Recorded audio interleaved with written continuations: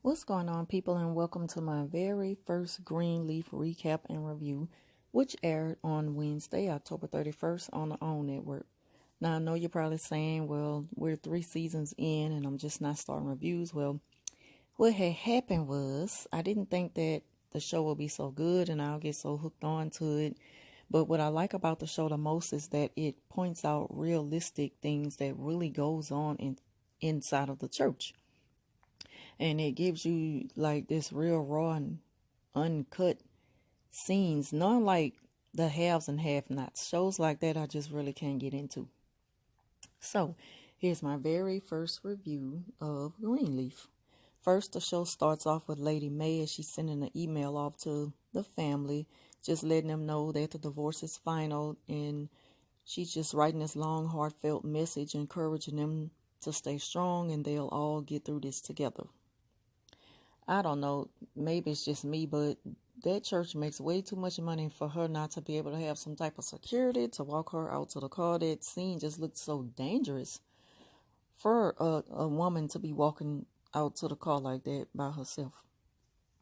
Anyway, so then they show Jacob and Carissa, and they're just talking about Triumph and Tasha. She quit.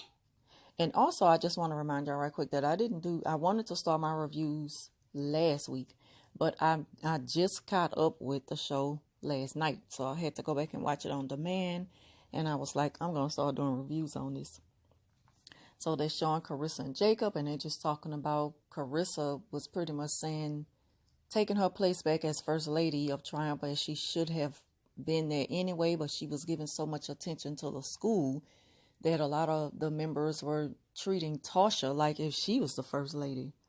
So moving right along to Pastor Patterson, and she just speaking with Lady May and discussing, her starting over as being Lady May and not First Lady May, while she's getting together, the program and everything that she's going to be doing for like Lady May Day and stuff like that. And she just trying to help her come up with ideas to make everything, I guess, interesting to the members in the congregation. So then they show Lady May. She's just walking around with Pastor Patterson, and then after Lady May went on her way, Pastor Patterson and Bishop run into one another, and they talk and just kind of have some sly words going against one another. I think that she should kind of stay out of that, because I don't care how close she is with Lady May. She just should stay in her own lane and let those people deal with their divorce or how they're going to coexist with each other from here on out. So Rochelle is sitting in Grace's legal defense office, which is just crazy to me, because she's a home wrecker or something like that. She shouldn't even be that comfortable being there, but we all know why she's there anyway, working her way up to getting her revenge she won't for her brother Skanks or whatever, Skanks, whatever his name is. And then they show Grace, and she's speaking to that lady, and y'all forgive me, I forgot her name, but she's facing a murder charge for killing her husband in self-defense because he used to abuse her. But of course, it just shows that she just murdered the man, which, the court system, they just want to give her that charge and put her away for life. She's fighting for her life. Grace, she has put together this program to help people in jail, help women in jail or whatever. And maybe men too, I guess, to, be proven innocent and stuff like that. So that's a good thing Grace got going on. And so then they end up showing the lawyer who wants to represent the lady who killed her husband in self-defense. And she's kind of skeptical because, she was thinking about taking a plea deal they had offered to her that she probably get about 10 years or less.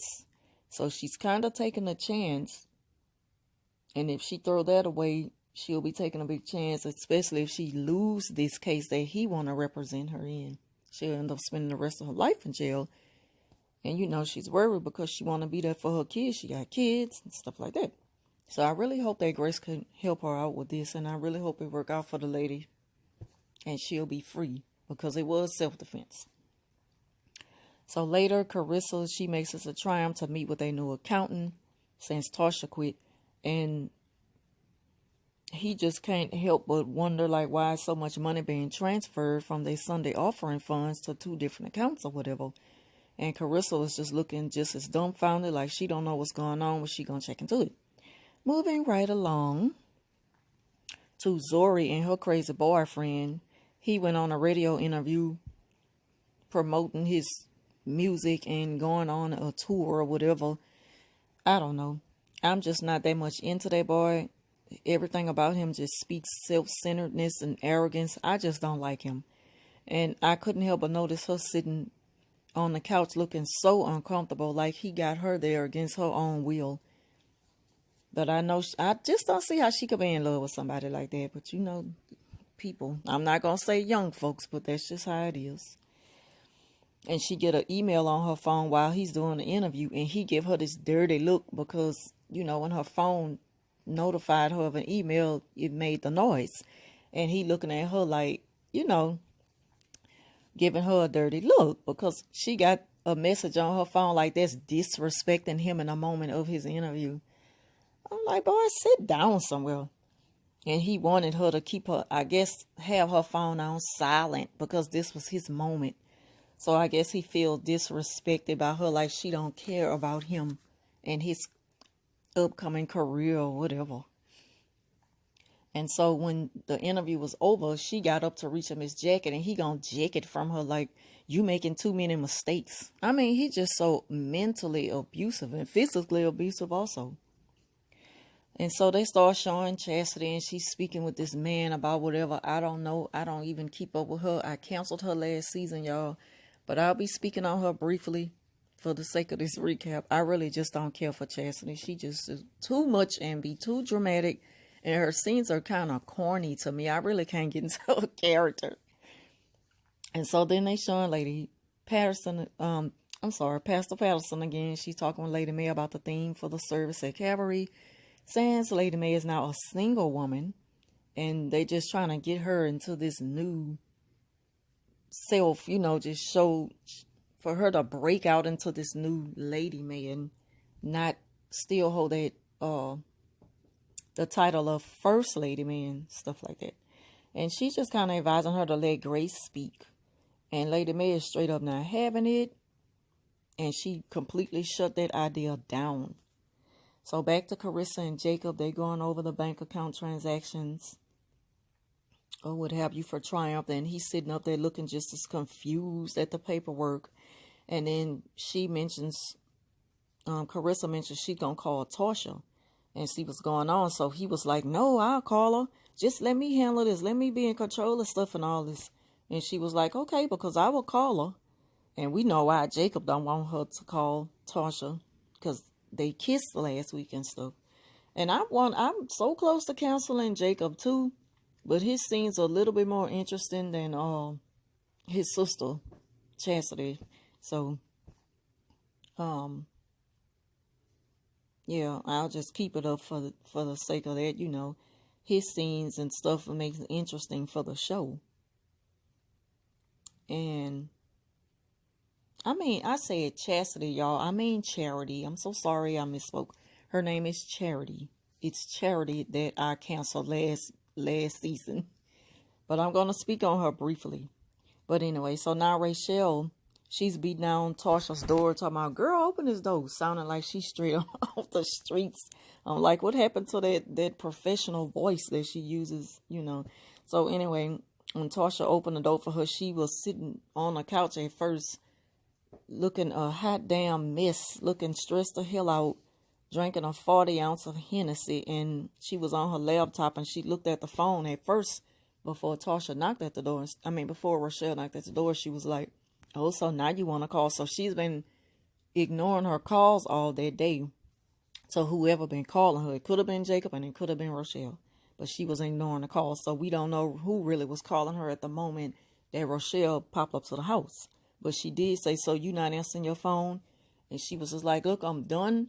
And Rochelle was like, why are you not at church? And she was like, I'm done. I quit, and I mean that. So they was just kind of going back and forth, and Rochelle just being like a bully and pretty much threatening her if she don't do this and that, what's going to happen and all that kind of stuff. But anyway, to make a long story short on that scene, Tasha just pretty much told her, I'm done with all that, and you need to leave Jacob out of this. He's innocent. Leave him alone and get out of my house before I call the police. So Rochelle left. Soon as she left, she met up with Bishop. They were talking and stuff. He was just kind of venting to her about he need a ministry away from the little place that he's using next to his friend's funeral home. And Rochelle is ready to help him out as usual. But we know what that's all about. But at the same time, that's how it be with them young women be messing with them old men of the church. That's how it really be. I'm talking about that really goes on. And so, what else has happened? Because I'm just going to like skim through. And so, after, I think Tasha called Carissa, and she couldn't even let Carissa get a word in. She ended up putting her foot in her mouth and told on herself. And she told that it wasn't nothing but a kiss and all that. So Carissa, she just went crazy. She bust in the office and she confronted Jacob and stuff. And he's sitting up there looking stupid. Like, what she, like what she said. I'm like, I can't get ready for his face. But anyway, she got on him all kind of ways. And then they was back to talking about the money once the accountant came in to let them know, like, I just can't see what's going on with the money here at the church. I'm sorry. I don't know what to say. I don't know what to do. And so, skimming through, they show Zuri and Isaiah again with his abusive self. And she wanted to, she was trying to tell him that she wanted to go to college. And he was like, putting in her head, so college is more important than me. I need your support right now. So that's how you gonna do me, just up and leave and stuff like that. So I'm skimming straight ahead I'm just gonna go to the end of the episode for that night. So they were showing that guy, I forgot that guy's name, but Lady Mae, she went down to talk to him, Leon. And she went down to the nursing home to talk to him. And he said, I wanted to talk to you about my daughter. And I'm like, oh my God. So Grace is that man's daughter. So that's what it's all about. And that's how the episode ended for Wednesday. So I skimmed through this pretty quickly. I have a better recap and review for you all next week. I want to thank y'all for watching. Please leave a comment down below. Let me know what you think about this week's episode. And like this video if you like it. And yeah, that's about it. So I will talk to you guys soon. Thank y'all for watching.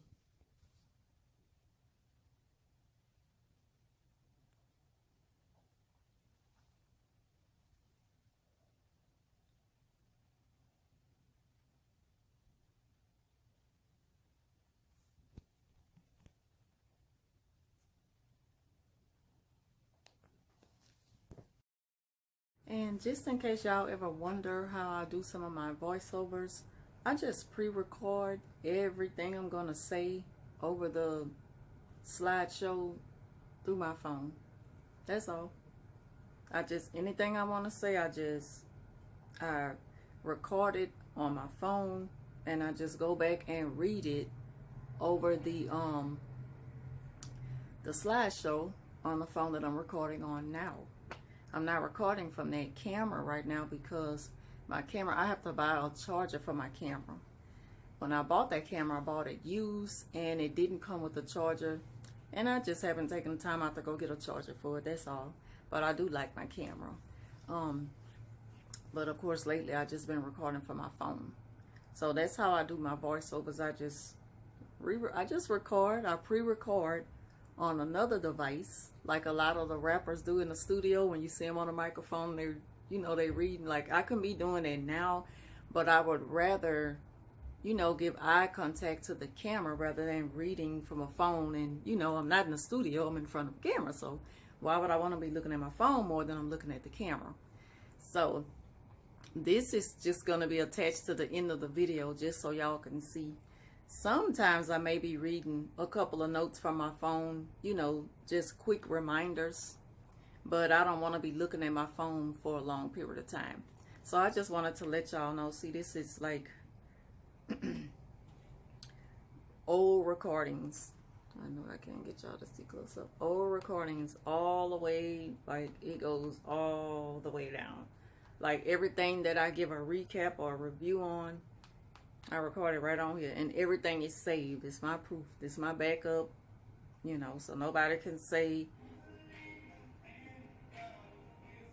why did my TV just, so nobody can say that I, you know, everything I do is original content, so nothing is copied. All of this stuff is pre-recorded on my own device and then re-recorded over onto another device for my final, whatever.